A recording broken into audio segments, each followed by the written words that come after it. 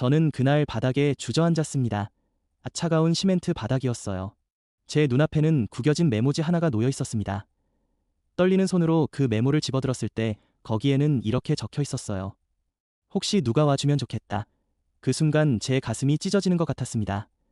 45년 동안 교회를 다녔습니다. 새벽 기도도 한 번도 빠진 적 없고요. 성경도 몇 번이나 통독했습니다. 사람들은 저를 보고 믿음이 좋다고 했어요.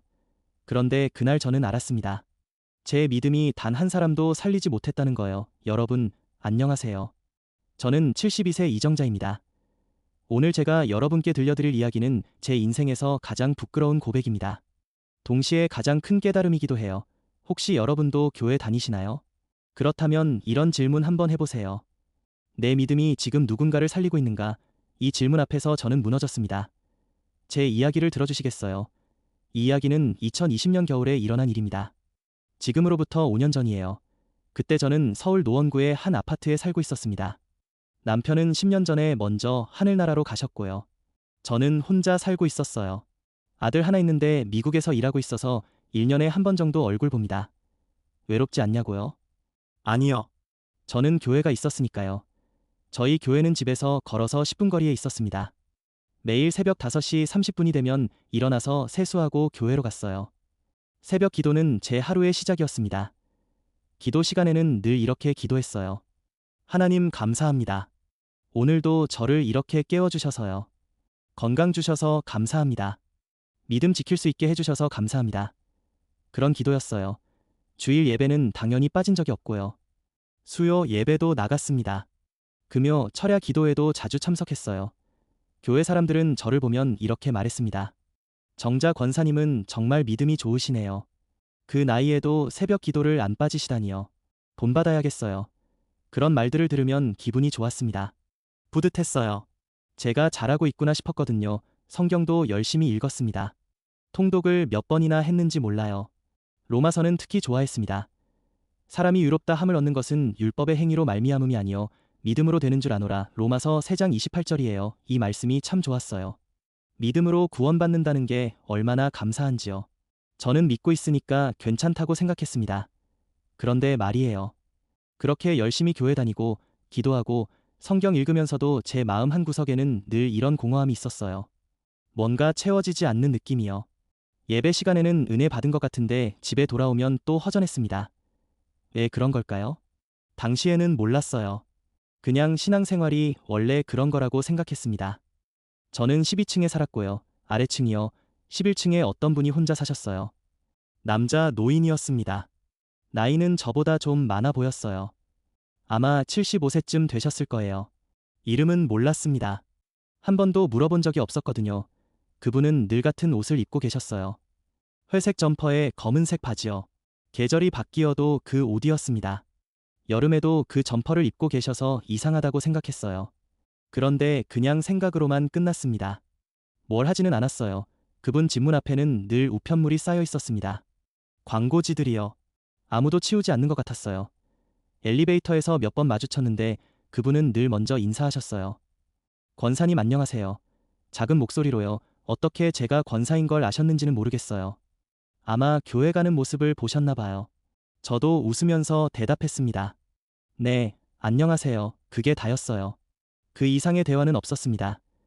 어느 날 엘리베이터에서 또 마주쳤어요. 그날따라 그분이 좀 힘들어 보였습니다. 기침을 하시더라고요. 괜찮으세요? 제가 물었어요. 그분이 고개를 끄덕이셨습니다. 네, 괜찮습니다. 그러면서 작게 웃으셨어요. 저는 그냥 12층에서 내렸습니다. 문이 닫히는 순간 그분이 다시 기침하는 소리가 들렸어요. 그런데 저는 그냥 집으로 들어갔습니다. 그날 저녁 기도 시간이었어요. 무릎 꿇고 기도하는데 아래층 노인이 생각이 났습니다. 그분 기침 소리가 자꾸 떠올랐어요. 괜찮으실까? 병원은 가셨을까? 그런 생각이 들었습니다. 그런데 제 기도는 이랬어요. 하나님, 아래층에 사시는 분 낫게 해주세요. 그게 전부였습니다. 직접 찾아가 볼 생각은 하지 않았어요. 왜 그랬을까요? 지금 생각해보면 이유가 있었습니다. 제가 도울 처지가 아니라고 생각했어요. 저도 혼자 사는 노인이잖아요. 제 일도 바쁜데 남의 일까지 신경 쓸 여유가 없다고요. 그리고 솔직히 말하면 좀 귀찮았습니다. 한번 시작하면 계속 챙겨야 할 것 같았어요. 그게 부담스러웠어요. 교회 일은 열심히 했습니다. 구역 모임에서는 간식도 준비하고요. 새 신자가 오면 먼저 다가가서 인사했어요. 환영합니다. 우리 교회 오셔서 정말 기쁩니다. 그렇게 말했습니다. 교회 청소도 자원에서 했고요. 화장실 청소까지요. 목사님께서 칭찬하셨어요. 정자 권사님 같은 분이 교회의 기둥이에요. 그 말씀에 뿌듯했습니다. 그런데 아래층 노인에게는 그렇게 하지 않았어요. 교회에서 봉사는 열심히 하면서 바로 옆집 사람은 외면했습니다. 왜 그랬을까요? 지금 돌아보면 답이 나와요. 교회 일은 사람들이 봤거든요. 목사님도 보시고 성도들도 봤어요. 칭찬도 들었고요. 그런데 아래층 노인을 도우면 아무도 몰라요.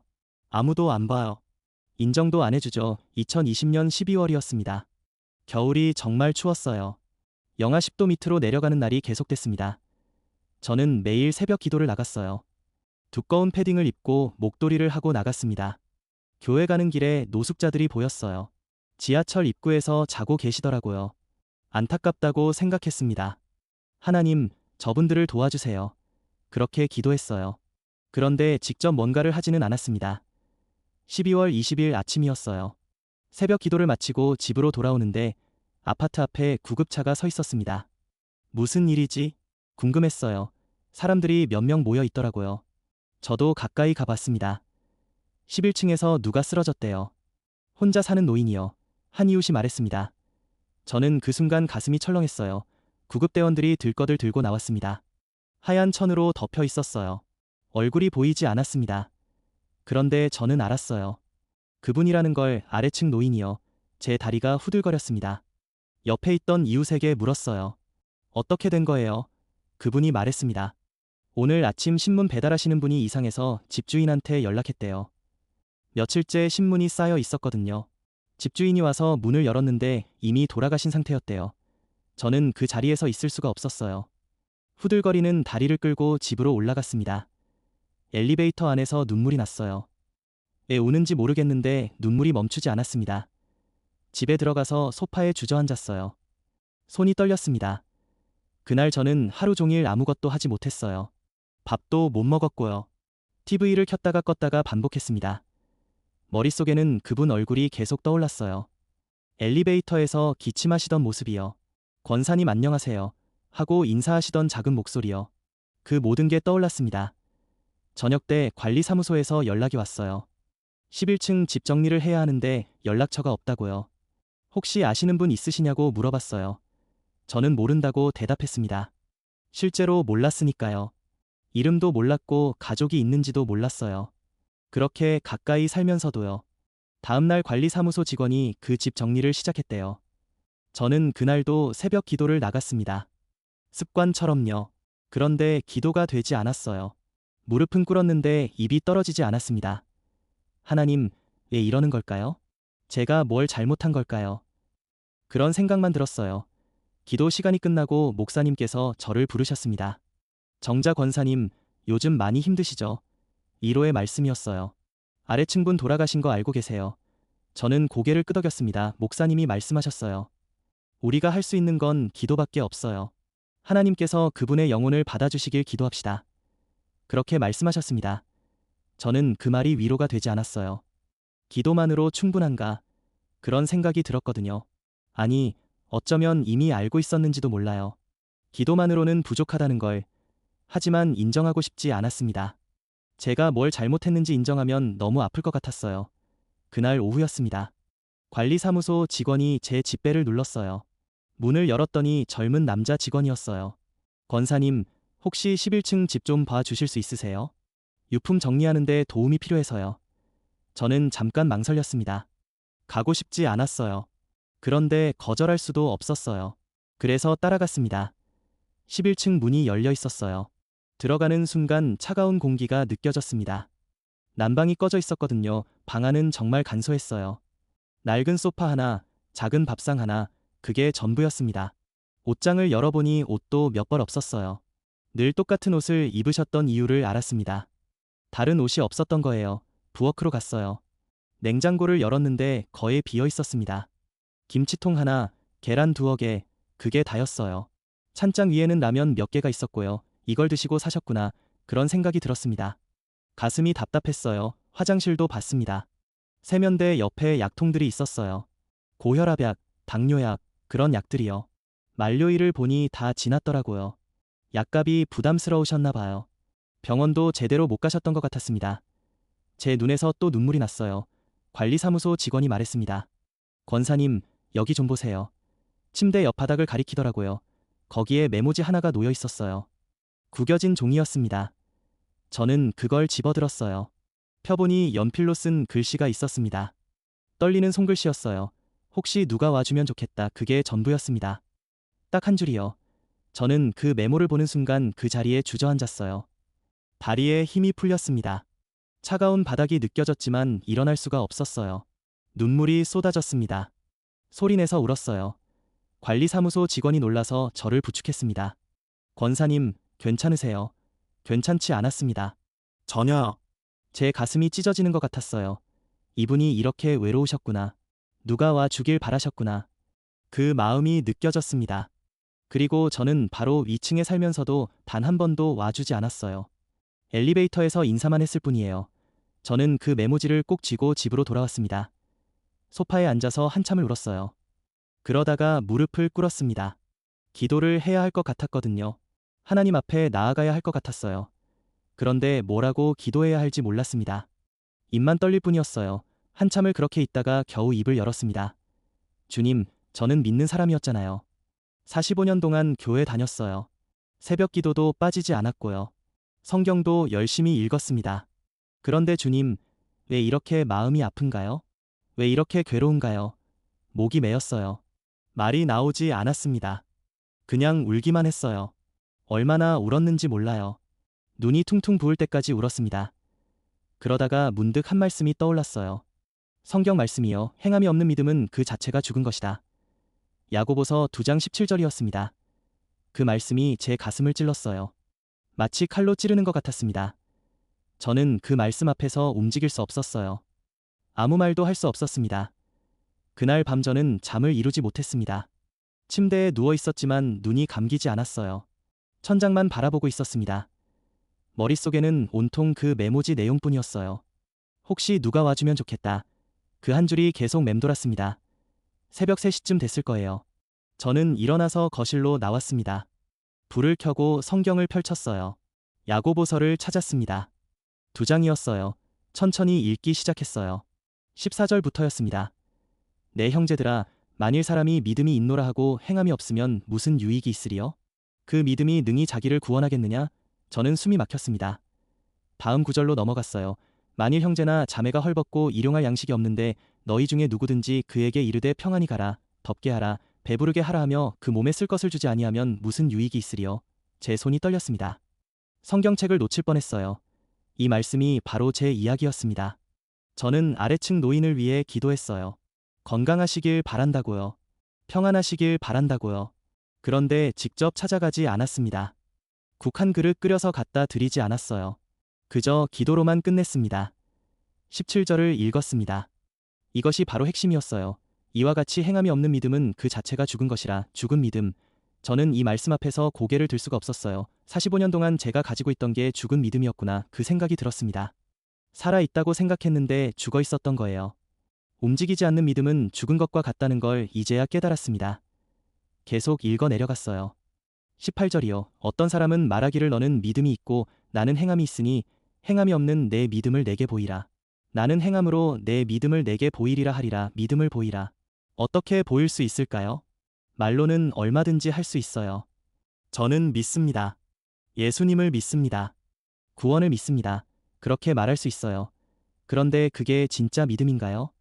성경은 아니라고 말합니다. 행함으로 보여야 한다고요. 19절 20절도 읽었습니다. 내가 하나님은 한 분이신 줄을 믿느냐 잘하는도다. 귀신들도 믿고 떠느니라. 아 허탄한 사람아, 행함이 없는 믿음이 헛것인 줄을 알고자 하느냐? 귀신들도 믿고 떤다. 이 말씀이 충격이었어요. 귀신들도 하나님이 계신 걸 알아요. 인정해요. 두려워하기까지 하죠. 그런데 그게 구원이 되나요? 아니에요. 왜냐하면 순종이 없으니까요. 사랑이 없으니까요. 행함이 없으니까요. 저도 마찬가지였습니다. 하나님을 믿는다고 했어요. 예수님을 구주로 고백했고요. 그런데 그 믿음이 삶으로 이어지지 않았어요. 사랑으로 이어지지 않았습니다. 바로 옆에 있는 사람조차 돌보지 않았으니까요. 성경을 덮었습니다. 더 읽을 수가 없었어요. 너무 아팠거든요. 무릎을 꿇고 다시 기도했습니다. 주님, 용서해 주세요. 저는 믿는다고 말만 했습니다. 실제로는 사랑하지 않았어요. 돌보지 않았습니다. 외면했어요. 용서해 주세요. 그날 아침 새벽 기도에 나가지 못했습니다. 45년 만에 처음이었어요. 일어날 수가 없었거든요. 몸에 힘이 없었습니다. 아니, 정확히 말하면 나가고 싶지 않았어요. 하나님 앞에 설 자격이 없다고 느꼈습니다. 오전 내내 집에만 있었어요. 아무것도 하지 않았습니다. 그냥 소파에 앉아 있었어요. 창밖을 바라봤습니다. 사람들이 출근하는 모습이 보였어요. 다들 바쁘게 움직이더라고요. 저만 멈춰 있는 것 같았습니다. 점심때쯤 전화벨이 울렸어요. 교회 구역장님이었습니다. 정자 권사님, 오늘 새벽기도 안 나오셨는데 괜찮으세요? 혹시 아프신가요? 걱정하는 목소리였어요. 저는 괜찮다고 대답했습니다. 그냥 좀 피곤해서요. 거짓말이었어요. 몸이 피곤한 게 아니라 마음이 아팠거든요. 구역장님이 말씀하셨어요. 그러면 이따가 구역 모임에는 나오시죠? 오늘 우리 집에서 하기로 했잖아요. 깜빡했습니다. 그날이 구역 모임 날이었어요. 매달 한 번씩 하는 모임이요. 저는 빠진 적이 없었습니다. 그런데 그날은 가고 싶지 않았어요. 네, 알겠습니다. 그렇게 대답하고 전화를 끊었습니다. 시계를 봤어요. 모임 시간까지 2시간 남았더라고요. 가야 하나 안 가야 하나 고민했습니다. 결국 가기로 했어요. 안 가면 더 걱정하실 테니까요. 구역 모임 장소는 걸어서 15분 거리였습니다. 겨울이라 해가 일찍 지더라고요. 오후 4시인데 벌써 어두워지고 있었어요. 바람도 차가웠습니다. 저는 두꺼운 코트를 입고 나섰어요. 구역장님네 도착했습니다. 벨을 눌렀더니 반갑게 맞아주셨어요. 어서 오세요. 권사님, 안으로 들어가니 벌써 몇 분이 와 계셨습니다. 다들 인사했어요. 권사님 오셨네요. 저도 웃으며 인사했습니다. 다과가 준비돼 있었어요. 떡이랑 과일이요. 구역장님이 정성껏 준비하셨더라고요. 다들 먹으면서 이야기를 나눴습니다. 요즘 어떻게 지내세요? 날씨가 너무 춥죠? 그런 일상적인 대화들이요. 그러다가 한 집사님이 말씀하셨어요. 아, 참, 정자 권사님 아파트에서 무슨 일 있었다면서요? 누가 돌아가셨다고 들었는데요. 저는 가슴이 철렁했습니다. 네, 그런 일이 있었어요. 조용히 대답했어요. 그 집사님이 계속 물었습니다. 혹시 아는 분이셨어요? 저는 고개를 저었어요. 아니요. 잘 모르는 분이었어요. 그렇게 말하고 나니 또 가슴이 아팠습니다. 잘 모른다는 게 핑계가 되나요? 같은 건물에 살았는데요. 다른 권사님이 말했습니다. 요즘 독거노인 문제가 심각하대요. TV에서 봤는데 고독사가 정말 많다고 하더라고요. 안타까운 일이에요.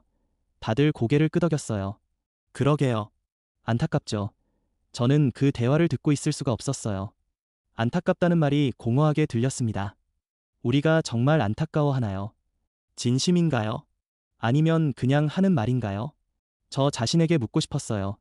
구역장님이 말씀하셨습니다. 그럼 이제 기도 제목 나눌까요? 다들 기도 제목을 이야기했어요. 자녀 취업, 남편 사업, 건강 문제, 그런 것들이요. 제 차례가 왔습니다. 권사님은요? 저는 잠깐 망설였어요. 뭐라고 말해야 할까요? 그런데 입에서 이런 말이 나왔습니다. 제 주변의 외로운 분들을 위해 기도해 주세요. 다들 고개를 끄덕였어요. 좋은 기도 제목이네요. 기도 시간이 시작됐습니다. 구역장님이 먼저 기도하셨어요. 이어서 다른 분들도 기도했고요. 제 차례가 왔을 때 저는 이렇게 기도했습니다. 하나님, 우리 주변에 외로운 분들이 많습니다. 도움이 필요한 분들이 계세요. 그분들을 돌봐주시고 위로해주세요. 기도하면서 눈물이 났어요. 목소리가 떨렸습니다. 다른 분들은 제가 은혜 받았다고 생각하셨을 거예요. 그런데 아니었습니다. 제 기도가 위선 같아서 울었어요. 돌봐달라고 기도하면서 제가 직접 돌보지 않았으니까요. 모임이 끝나고 집으로 돌아왔습니다. 현관문을 열고 들어서는데 집이 너무 조용했어요. 불을 켰습니다. 텅 빈 거실이 보였어요. 저도 혼자 살고 있구나, 그런 생각이 들었습니다. 소파에 앉았어요. 문득 아래층 노인의 집이 떠올랐습니다. 그분도 이렇게 혼자 앉아 계셨을까요?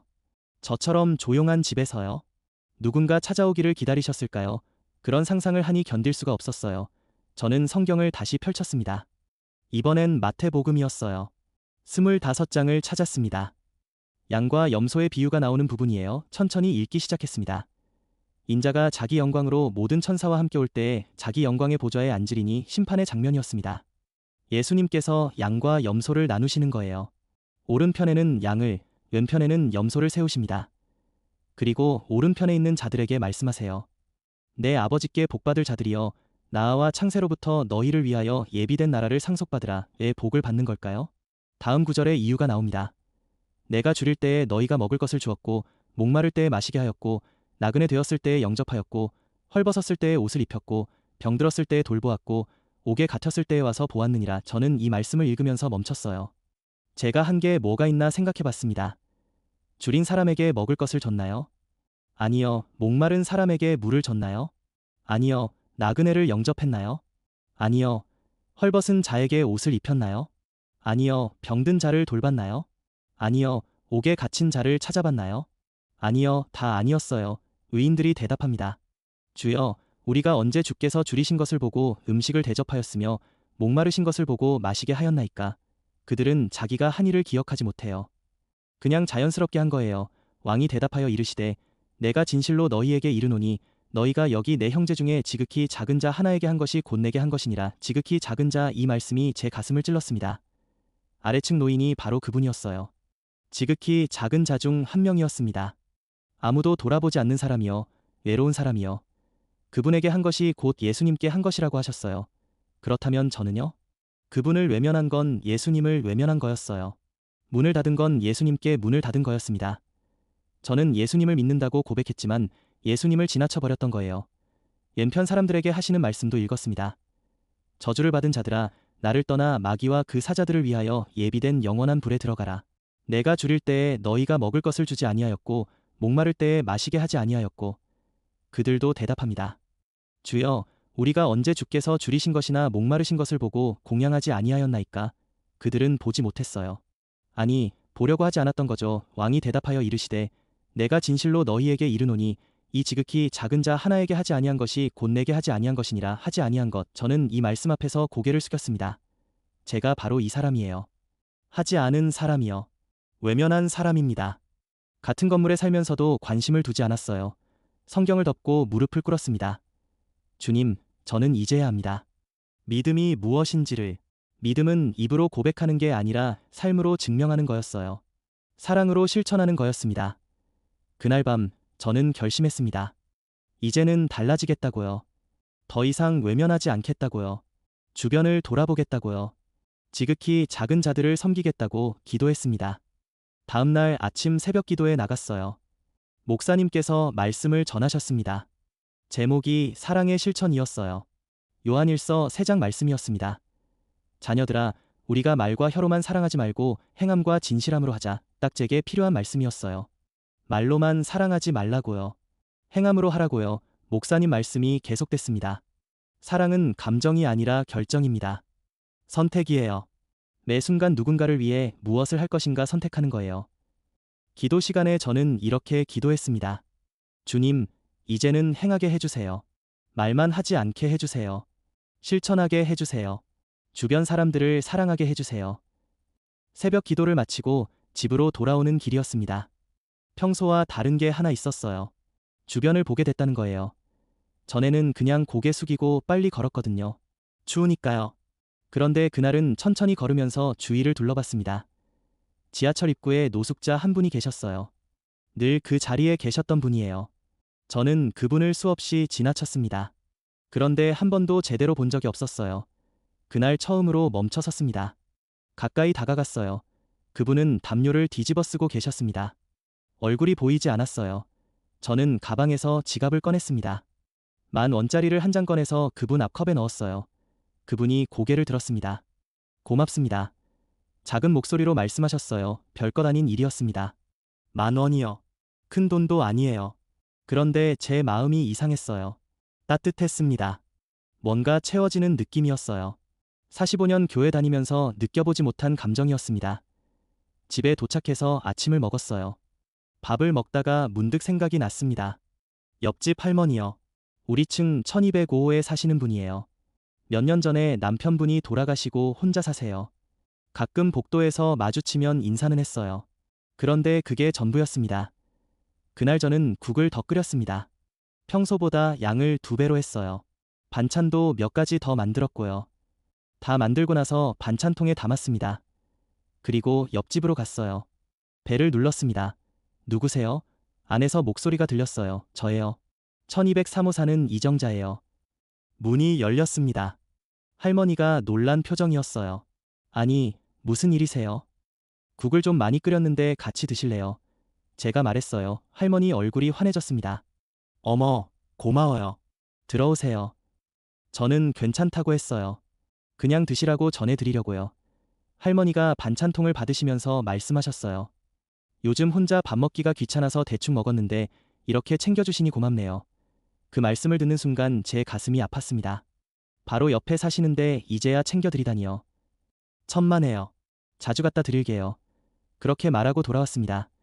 집에 들어와서 왠지 모르게 기분이 좋았어요. 뿌듯했습니다. 이게 바로 행함이구나. 이게 사랑이구나. 그런 생각이 들었어요. 다음 날도 국을 끓였습니다. 이번엔 미역국이요. 또 옆집에 갖다 들렸어요. 할머니가 정말 좋아하셨습니다. 어제 된장찌개 정말 맛있었어요. 오늘은 뭐예요? 미역국이요. 같이 드세요. 그렇게 시작된 일이 습관이 됐습니다. 이틀에 한 번씩 국이나 반찬을 만들어서 갖다 들렸어요. 할머니와도 친해졌습니다. 가끔 집에 들러서 차를 마시기도 했고요. 이야기를 나누면서 그분이 얼마나 외로우셨는지 알게 됐어요. 자식이 둘이 있다고 하셨어요. 다른 부산에 사는 아들은 캐나다에 산대요. 1년에 한두 번 연락이 온다고 했습니다. 명절 때요. 그것도 안 올 때가 많다고 하셨어요. 바쁘다고요. 할머니 이야기를 들으면서 저는 제 모습을 봤습니다. 저도 아들에게 그렇게 당하고 있었거든요. 바쁘다고 연락도 잘 안 해요. 명절에도 미국에서 오기 힘들다고 하고요. 외롭다는 말은 못했어요. 자식 바쁜데 뭐라고 하겠어요. 어느 날 할머니가 말씀하셨습니다. 권사님 덕분에 요즘 사는 맛이 나요.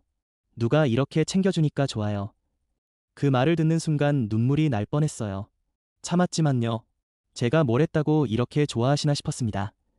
교회에서도 변화가 생겼어요. 예배 끝나고 그냥 집에 가던 습관을 바꿨습니다. 새신자나 처음 오신 분이 보이면 다가갔어요. 반갑습니다. 혹시 어디 사세요? 근처면 제가 다음 주에 덕분에 찾아가도 될까요? 처음에는 어색했습니다. 제가 이런 사람이 아니었거든요. 먼저 다가가는 게 쉽지 않았어요. 그런데 자꾸 하다 보니 익숙해졌습니다. 그리고 사람들이 좋아했어요. 정말요? 찾아와 주시면 감사하죠. 약속한 날짜에 정말 찾아갔습니다. 빈손으로 가지 않았어요. 떡이나 과일을 조금 사가지고요. 그렇게 방문하면 다들 반겨주셨어요. 이야기를 나누다 보면 각자 사연이 있었습니다. 한 집사님은 남편이 사업 실패로 우울증을 앓고 있다고 했어요. 교회 나오기 시작했는데 아직 힘들어한다고요. 저는 그분 남편을 위해 기도해주겠다고 했습니다. 그리고 일주일에 한 번씩 전화했어요. 안부를 물었습니다. 어떠세요? 많이 힘드시죠? 기도하고 있어요. 처음에는 그분이 말을 잘 안 했어요. 그냥 네, 괜찮습니다. 그런 대답만 했어요. 그런데 계속 전화하다 보니 조금씩 마음을 여셨습니다. 사실은요, 하면서 이야기를 꺼내시더라고요. 저는 그냥 들어드렸습니다. 조언은 하지 않았어요. 그저 들어주기만 했어요. 몇 달 후에 그분이 저한테 말씀하셨습니다. 권사님 덕분에 많이 좋아졌어요. 누가 이렇게 관심 가져주니까 힘이 나요. 남편도 요즘 많이 나아졌어요. 그 말을 들으니 너무 기뻤습니다. 제가 한 게 뭐가 있다고요? 그냥 전화 몇 번 한 건데요. 구역 모임에서도 달라졌습니다. 전에는 그냥 참석만 했거든요. 기도 제목 나누고 기도하고 끝이었어요. 그런데 이제는 적극적으로 섬기기 시작했습니다. 모임 준비도 자주 맡았고요. 다과도 제가 준비했어요. 어느 날 한 권사님이 아프다는 소식을 들었습니다. 무릎 수술을 받았대요. 혼자 사셔서 거동이 불편하다고 했어요. 저는 바로 찾아갔습니다. 병문안이요. 손에는 과일을 들고 갔어요. 권사님 집에 도착했을 때 놀랐습니다. 집이 정말 어질러져 있었거든요. 설거지가 쌓여 있고 쓰레기도 그대로였어요. 혼자서 정리를 못 하신 거예요. 저는 물었습니다. 제가 좀 도와드려도 될까요? 처음에는 괜찮다고 하셨어요. 민망하다고요. 그런데 제가 그냥 시작했습니다. 설거지부터 했어요. 그리고 쓰레기를 버리고 바닥을 닦았습니다. 1시간쯤 걸렸어요. 다 끝나고 나니 집이 깨끗해졌더라고요. 권사님이 눈물을 흘리셨어요. 고맙습니다. 정말 고마워요. 어떻게 이렇게까지 해주세요.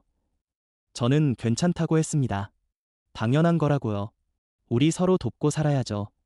그날 이후로 일주일에 2번씩 찾아갔습니다. 청소도 해드리고 식사도 챙겨드렸어요. 권사님이 회복될 때까지 3달 정도 걸렸어요. 그동안 계속 섬겼습니다. 힘들지 않았어요. 오히려 기뻤습니다. 3달 후 권사님이 완전히 회복하셨어요. 교회에도 다시 나오시고요. 그분이 간증 시간에 이렇게 말씀하셨습니다. 제가 아플 때 정자 권사님이 천사처럼 오셔서 저를 돌봐주셨어요. 그분 덕분에 회복할 수 있었습니다. 정말 감사해요. 저는 그 말을 듣고 부끄러웠습니다. 천사라니요. 저는 천사가 아니에요. 그저 해야 할 일을 했을 뿐이에요. 오히려 늦게 깨달은 게 후회스러웠습니다. 시간이 흐르면서 제 삶이 완전히 달라졌습니다. 예전에는 교회 일만 열심히 했어요.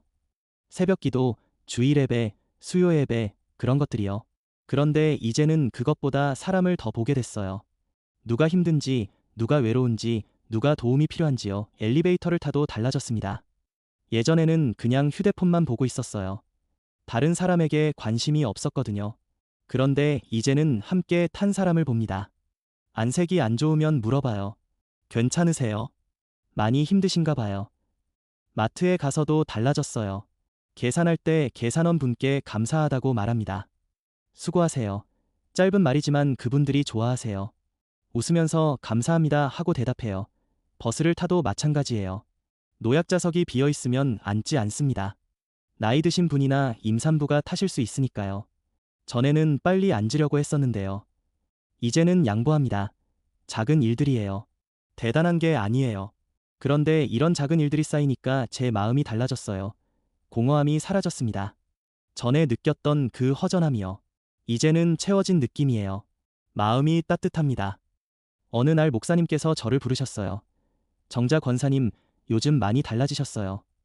뭔가 변화가 있으신 것 같은데요. 저는 솔직하게 말씀드렸습니다. 목사님, 제가 깨달은 게 있어요. 믿음과 행함의 차이를요, 목사님이 물으셨습니다. 어떤 차이인가요? 저는 이렇게 대답했어요. 믿음은 고백이지만 행함은 증거예요. 믿음은 말할 수 있지만 행함은 살아내야 해요. 저는 45년 동안 믿는다고 말만 했어요. 그런데 사랑하지 않았습니다. 목사님이 고개를 끄덕이셨어요. 맞습니다. 야고보서 말씀처럼 행함이 없는 믿음은 죽은 거예요. 그런데 정자 권사님은 이제 살아있는 믿음을 가지신 것 같네요. 그렇게 말씀하시면서 격려해 주셨습니다. 교회에서 새로운 사역을 시작했어요. 독거노인 방문 사역이요. 한 달에 한 번씩 혼자 사시는 어르신들을 찾아뵙는 거예요. 저도 신청했습니다. 제가 먼저 제안했어요. 제가 하고 싶다고요. 첫 방문 날이었습니다. 5분의 집을 방문하기로 했어요. 다른 권사님 2분과 함께 갔습니다. 첫 번째 집은 80대 할머니 댁이었어요.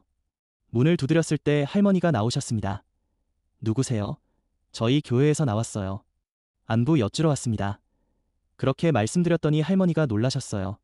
교회에서요? 왜요? 조금 경계하시는 것 같았어요. 저희는 웃으면서 말했습니다. 그냥 어르신들 외로우실까 봐요. 이야기 나누러 왔어요. 할머니가 문을 열어주셨습니다. 들어오세요.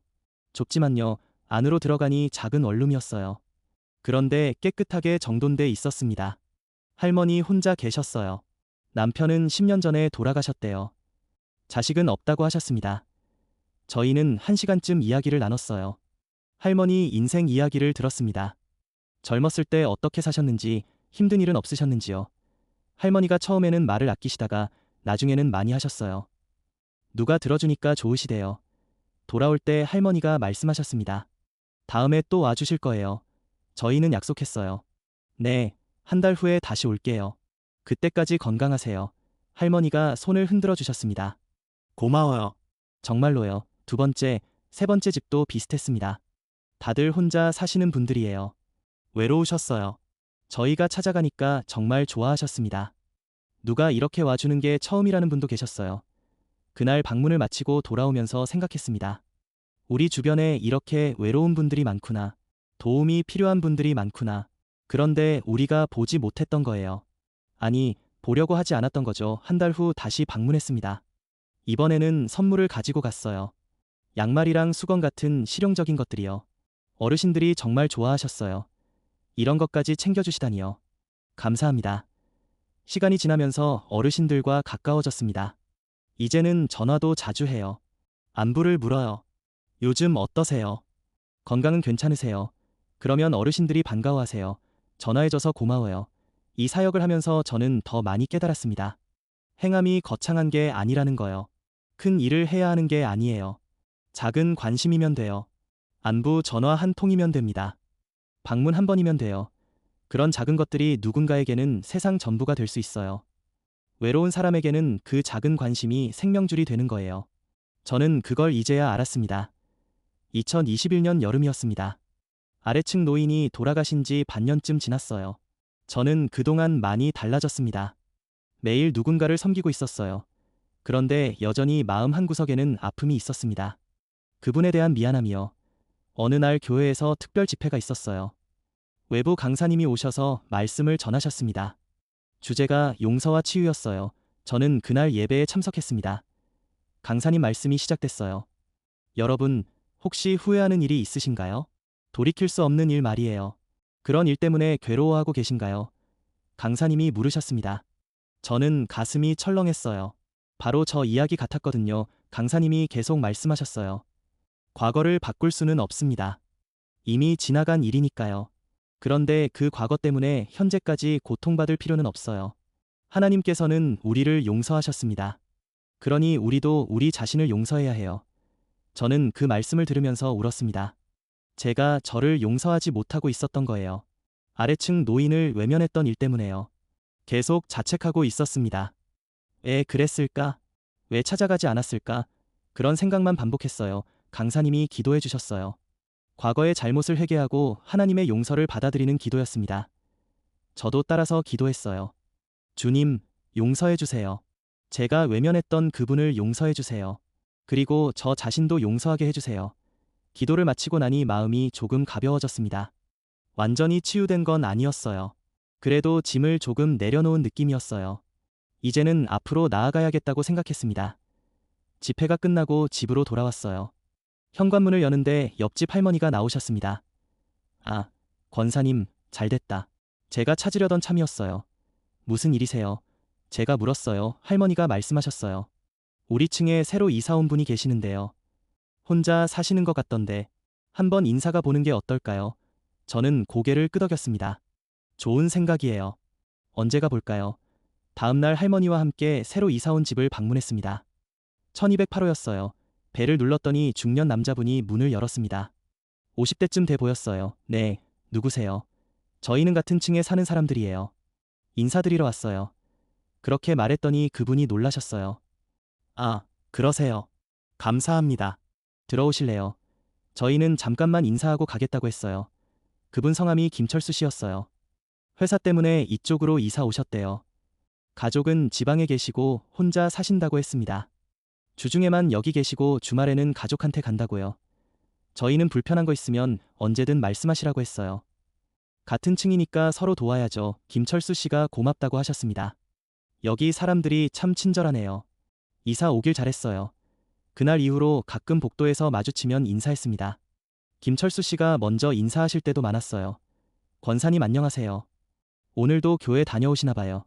네, 새벽기도 다녀왔어요. 그런 대화를 나눴습니다. 한 달쯤 지났을 때였어요. 복도에서 김철수 씨를 만났는데 안색이 안 좋아 보였어요. 많이 힘들어 보이셨습니다. 제가 물었어요. 괜찮으세요? 어디 아프신가요? 김철수 씨가 잠깐 망설이시다가 말씀하셨어요. 사실은 요즘 좀 힘들어요. 회사 일이 너무 많아서요. 집에 가고 싶은데 주말까지 일해야 해요. 가족들도 못 보고요. 목소리에 피곤함이 묻어났습니다. 저는 그분을 위로했어요. 많이 힘드시겠어요. 그런데 건강 챙기셔야 해요. 밥은 제대로 드시나요? 김철수 씨가 고개를 저었어요. 그냥 편의점에서 사 먹어요. 요리할 시간이 없어서요. 제가 제안했습니다. 제가 국이나 반찬 좀 만들어 드릴까요? 혼자 사시는데 편의점 음식만 드시면 안 좋잖아요. 김철수 씨가 놀라셨어요. 괜찮습니다. 어떻게 그렇게까지요? 아니에요. 저도 혼자 사는데 조금만 더 만들면 돼요.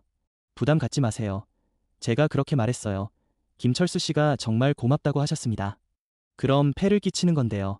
전혀요. 서로 돕는 거죠. 다음 날부터 김철수 씨에게도 반찬을 갖다 드렸습니다. 옆집 할머니랑 김철수 씨, 그리고 제 것까지 3명 분량을 만들었어요. 조금 더 일찍 일어나면 됐어요. 힘들지 않았습니다.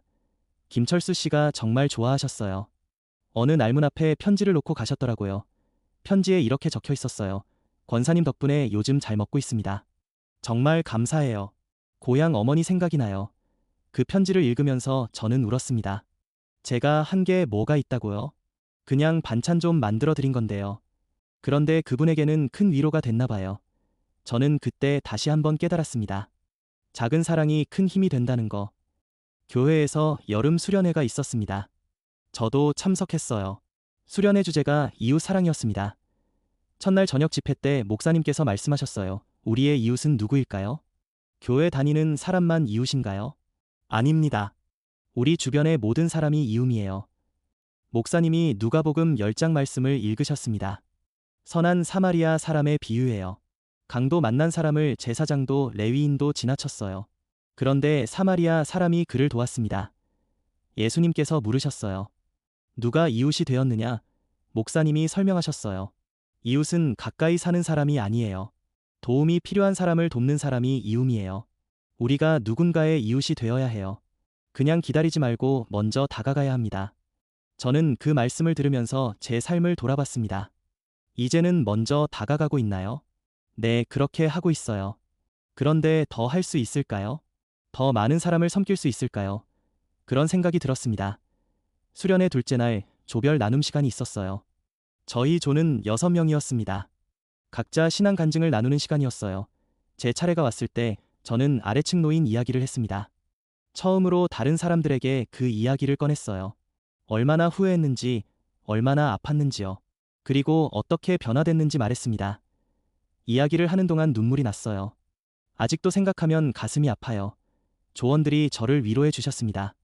한 집사님이 말씀하셨어요. 권사님, 그 일이 권사님을 변화시켰잖아요. 이제는 많은 사람을 섬기고 계시잖아요. 그게 중요한 거예요. 과거를 바꿀 수는 없지만 현재를 바꿀 수 있어요. 다른 권사님도 말씀하셨습니다. 저도 비슷한 경험이 있어요. 돌아가신 시어머니한테 잘하지 못했어요. 지금도 후회돼요. 그런데 그 후회 때문에 이제는 주변 어르신들을 더 잘 섬기게 됐어요. 우리의 실수가 교훈이 되는 거예요. 저는 그 말들을 듣고 위로받았습니다. 제가 혼자가 아니구나. 다들 후회하는 일이 있구나. 그런데 그 후회를 딛고 일어서는 거구나. 그렇게 생각하니 마음이 편해졌어요. 수련의 마지막 날 헌신 예배가 있었습니다. 앞으로 어떻게 살 것인지 다짐하는 시간이었어요. 저는 무릎 꿇고 기도했습니다. 주님, 제 남은 삶을 이웃을 섬기는데 쓰고 싶습니다. 더 많은 사람을 사랑하고 싶어요. 그렇게 살게 해주세요. 수련회를 마치고 돌아왔을 때 마음이 새로워졌습니다. 더 열심히 섬겨야겠다는 결심이 생겼어요. 그리고 실제로 그렇게 했습니다. 독거노인 방문도 더 자주 했고요. 교회 새신자들도 더 열심히 찾아갔어요. 가을이 됐습니다. 어느 날 김철수 씨를 오랜만에 만났어요. 그동안 출장이 많아서 집에 잘 안 계셨거든요. 그날 김철수 씨가 말씀하셨어요. 권사님, 제가 이제 본사로 발령받았어요. 다음 달에 이사 가요. 그래요? 좋은 소식이네요. 가족들이랑 같이 살 수 있겠어요. 제가 말했어요. 김철수 씨가 고개를 끄덕였습니다. 네, 정말 기뻐요. 그런데 권사님이 보고 싶을 것 같아요. 여기서 권사님 덕분에 정말 힘이 됐거든요. 저도 섭섭하네요. 그동안 건강하셔서 다행이에요. 새로운 곳에서도 잘 지내세요. 제가 말했어요. 김철수 씨가 감사하다고 몇 번이나 말씀하셨습니다. 이사 가는 날 김철수 씨가 작은 선물을 주셨어요. 봉투에 편지와 상품권이 들어있었어요. 편지를 읽었습니다. 권사님께 정말 감사드립니다.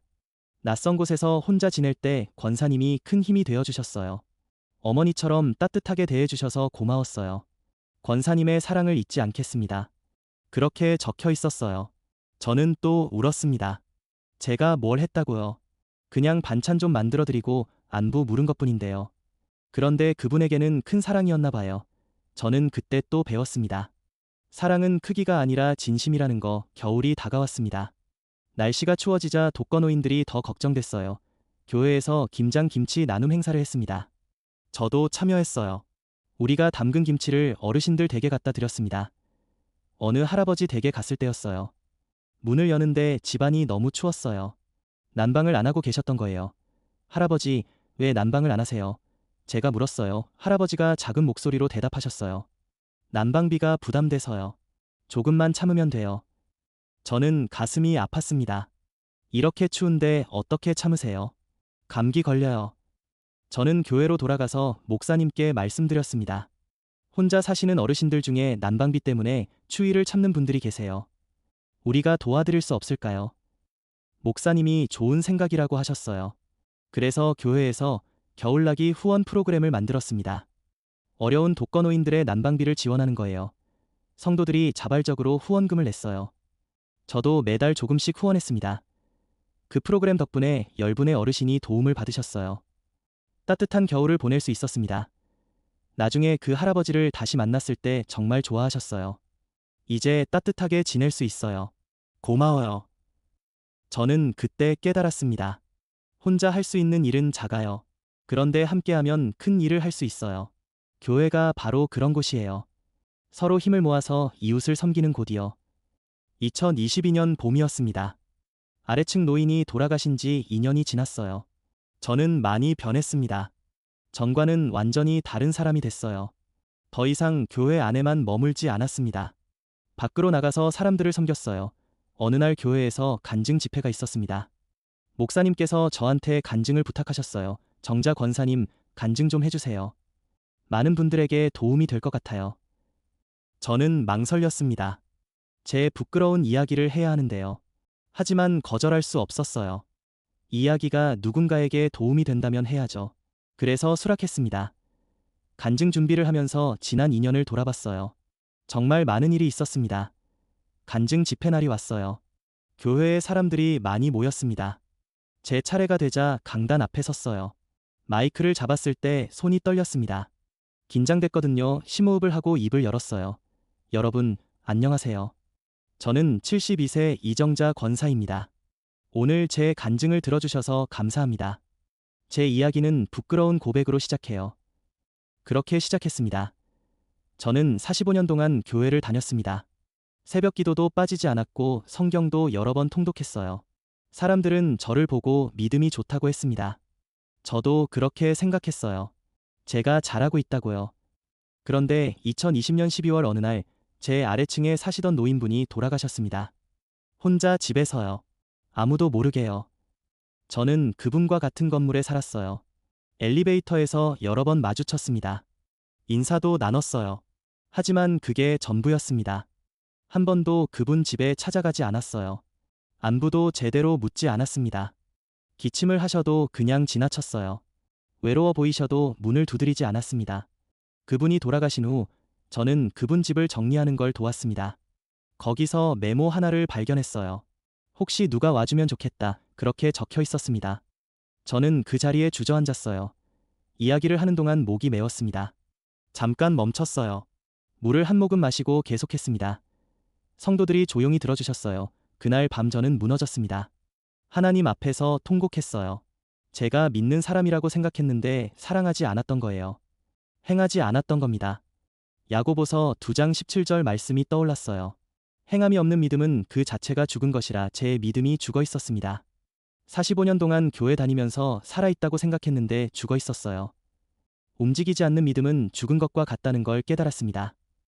그때부터 저는 달라지기 시작했어요. 옆집 할머니에게 반찬을 갖다 들렸습니다.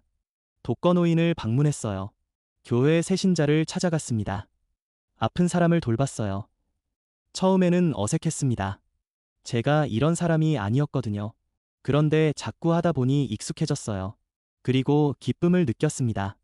45년 동안 느껴보지 못한 기쁨이요. 제가 깨달은 게 있습니다. 믿음과 행함의 차이요. 믿음은 고백이지만 행함은 증거예요. 믿음은 입으로 말할 수 있지만 행함은 삶으로 살아내야 합니다. 저는 평생 믿는다고 말했어요. 예수님을 믿는다고 고백했습니다. 그런데 예수님을 닮지 않았어요. 예수님은 병든 자를 고치셨어요. 외로운 자를 찾아가셨습니다. 줄인 자에게 먹을 것을 주셨어요. 저는 그렇게 하지 않았어요. 교회 안에만 머물렀습니다. 성도들하고만 교제했어요. 밖을 보지 않았습니다. 도움이 필요한 사람들을 외면했어요. 마태복음 25장에 예수님께서 말씀하셨어요. 지극히 작은 자 하나에게 한 것이 곧 내게 한 것이니라. 반대로 하지 않은 것도 마찬가지예요. 작은 자에게 하지 않은 것이 곧 예수님께 하지 않은 겁니다. 저는 예수님을 믿는다고 말하면서 예수님을 지나쳐 버렸어요. 아래층 노인이 바로 예수님이었는데요. 그분을 외면한 건 예수님을 외면한 거였습니다. 이제는 압니다. 진짜 믿음이 무엇인지요. 진짜 믿음은 사랑으로 나타나요. 행함으로 증명됩니다. 누군가를 살리는 삶으로 드러나요. 여러분께 묻고 싶습니다. 여러분의 믿음이 지금 누군가를 살리고 있습니까? 여러분의 사랑이 누군가에게 빛이 되고 있습니까? 아니면 교회 안에만 머물러 있습니까? 저는 이제 알아요. 교회 다니는 게 목적이 아니라는 거요. 예배 드리는 게 끝이 아니에요. 그건 시작일 뿐입니다. 진짜 중요한 건 교회 밖에서 어떻게 사느냐예요. 우리 주변에 외로운 사람들이 많습니다. 도움이 필요한 사람들이 있어요. 혹시 누가 와주면 좋겠다고 생각하는 사람들이요. 우리가 그들에게 가야 해요. 행함은 거창하지 않아요. 큰 일을 해야 하는 게 아닙니다. 작은 관심이면 돼요. 안부 전화 한 통이요. 국 한 그릇이요. 방문 한 번이면 됩니다. 그런 작은 것들이 누군가에게는 생명줄이 돼요. 저는 2년 동안 많은 사람을 섬겼습니다. 그런데 제가 더 많이 받았어요. 섬기면서 기쁨을 얻었습니다. 공허함이 사라졌어요. 삶의 의미를 찾았습니다. 믿음은 천국에 가기 위한 말이 아니에요. 누군가를 살리기 위한 삶입니다. 우리의 믿음이 이 땅에서 누군가에게 빛이 되어야 해요. 마태복음 5장 16절에 이렇게 말씀하세요. 너희 빛이 사람 앞에 비치게 하여 그들로 너희 착한 행실을 보고 하늘에 계신 너희 아버지께 영광을 돌리게 하라. 착한 행실이요, 빛이요. 우리의 삶이 빛이 되어야 합니다. 어둠 속에 있는 사람들에게 희망이 되어야 해요. 저는 늦게 깨달았습니다. 72세예요. 그동안 45년을 교회 다니면서도 몰랐어요. 이제야 알았습니다. 그래도 감사해요. 늦었지만 깨달았으니까요. 여러분은 저처럼 늦지 마세요. 지금 시작하세요. 오늘부터 주변을 보세요. 누가 도움이 필요한지요? 누가 외로운지요? 그들에게 다가가세요. 어렵지 않아요. 먼저 옆집부터 시작하세요. 인사하세요. 안부 물어보세요. 반찬 나눠드리세요. 그 다음에는 이웃으로 나가세요. 더 넓은 세상으로요. 교회는 모이는 곳이지만 흩어지는 곳이기도 해요.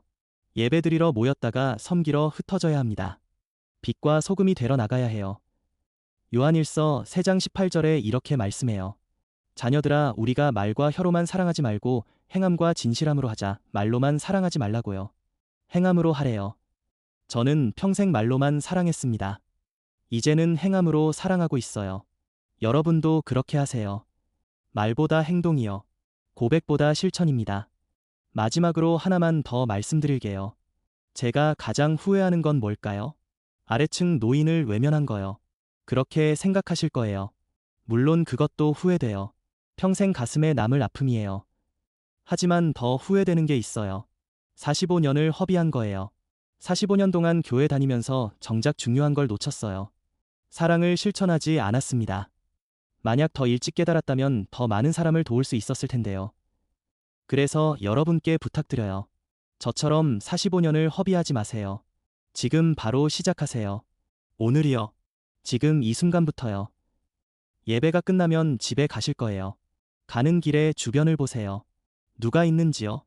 내일은 옆집에 노크해보세요. 안부를 물어보세요. 그게 시작이에요. 저는 이제 매일 누군가를 섬깁니다. 그게 제 삶의 이유예요. 하나님께서 저를 살려두신 이유가 바로 그거라고 생각해요. 남은 삶을 이웃을 섬기는 데 쓰려고요. 여러분도 그렇게 사세요. 믿음만 가지지 마시고 사랑을 실천하세요. 고백만 하지 마시고 행동하세요. 그게 진짜 그리스도인의 삶이에요. 제 간증을 들어주셔서 감사합니다. 부족한 이야기였지만 여러분께 조금이라도 도움이 됐으면 좋겠어요. 저는 이제 나갑니다. 섬기러요. 여러분도 나가세요. 함께 이 세상의 빛이 됩시다. 간증을 마쳤어요. 성도들이 박수를 쳐주셨습니다. 자리로 돌아와 앉았을 때 눈물이 났어요. 털었던 마음이 풀어졌거든요. 잘 전달됐을까요? 누군가에게 도움이 됐을까요? 예배가 끝나고 많은 분들이 다가와 주셨어요. 권사님, 간증 정말 감동적이었어요. 저도 변화하고 싶어요. 어떻게 시작하면 좋을까요? 그런 질문들을 받았습니다. 저는 하나하나 답해드렸어요. 어렵지 않아요. 작은 것부터 시작하세요. 주변 사람에게 관심 가지세요. 안부 물어보세요. 그게 시작이에요. 한 청년이 물었습니다. 권사님, 저는 바빠서 시간이 없는데 어떻게 해야 해요? 저는 웃으며 대답했어요. 시간을 내는 게 아니라 시간을 쓰는 거예요. 우선순위의 문제죠. 정말 중요하다면 시간을 만들 수 있어요. 그날 이후로 교회 분위기가 달라졌습니다. 많은 분들이 변화하기 시작했어요. 독거노인 방문에 더 많은 사람이 참여했고요. 새신자 신방도 활발해졌습니다. 목사님께서 말씀하셨어요. 정자 권사님 간증이 교회를 깨웠어요. 이제 우리 교회가 진짜 교회가 되고 있어요. 밖으로 나가는 교회요. 섬기는 교회요. 저는 감사했습니다. 제 아픈 경험이 다른 사람들에게 유익이 됐다니요. 그 아픔이 헛되지 않았구나. 그런 생각이 들었어요. 지금은 2025년 12월입니다. 5년이 지났어요. 저는 지금도 매일 섬기고 있습니다. 나이가 들어서 몸은 예전 같지 않아요. 그래도 할 수 있는 일을 해요. 아침마다 옆집 할머니 집에 들려요. 안부 묻고 필요한 게 없는지 확인해요. 일주일에 한 번은 독거노인 댁을 방문합니다. 교회 새신자도 계속 찾아가고 있어요. 힘들지 않냐고요. 가끔은 힘들어요. 몸도 아프고 지칠 때도 있어요. 그런데 그럴 때마다 생각해요. 아래층 노인이 떠올라요. 그분이 얼마나 외로우셨을까요? 누가 와주길 얼마나 바라셨을까요? 그 생각을 하면 다시 힘이 나요. 제가 지금 누군가에게 와주는 사람이 되고 있으니까요. 누군가의 외로움을 덜어주고 있으니까요. 여러분께 마지막으로 한마디 더 하고 싶어요. 오늘 누군가가 여러분의 문 앞에 있을 거예요. 문자 그대로는 아니더라도요. 도움이 필요한 사람이 있을 거예요. 그 사람을 외면하지 마세요. 내일로 미루지 마세요. 오늘 행동하세요. 지금 결정하세요. 믿음을 말할 기회가 아니라 사랑을 실천할 기회로 만드세요. 성경 말씀 하나 더 나누고 싶어요. 갈라디아서 5장 6절이에요. 그리스도 예수 안에서는 할례나 무할례나 효력이 없되 사랑으로서 역사하는 믿음뿐이니라. 사랑으로서 역사하는 믿음이요. 이게 진짜 믿음이에요. 사랑으로 일하는 믿음이요. 사랑으로 움직이는 믿음입니다. 여러분의 믿음이 사랑으로 역사하고 있나요? 여러분의 고백이 행동으로 이어지고 있나요? 그렇다면 감사한 일이에요. 계속 그렇게 하세요. 만약 아직이라면 시작하세요. 늦지 않았어요. 지금이라도 시작하면 돼요. 저처럼 72세에 시작하는 것보다는 낫잖아요. 이 채널을 보시는 여러분께도 부탁드려요. 구독과 좋아요 눌러주세요. 저희는 매일 이런 말씀과 간증을 나누고 있어요.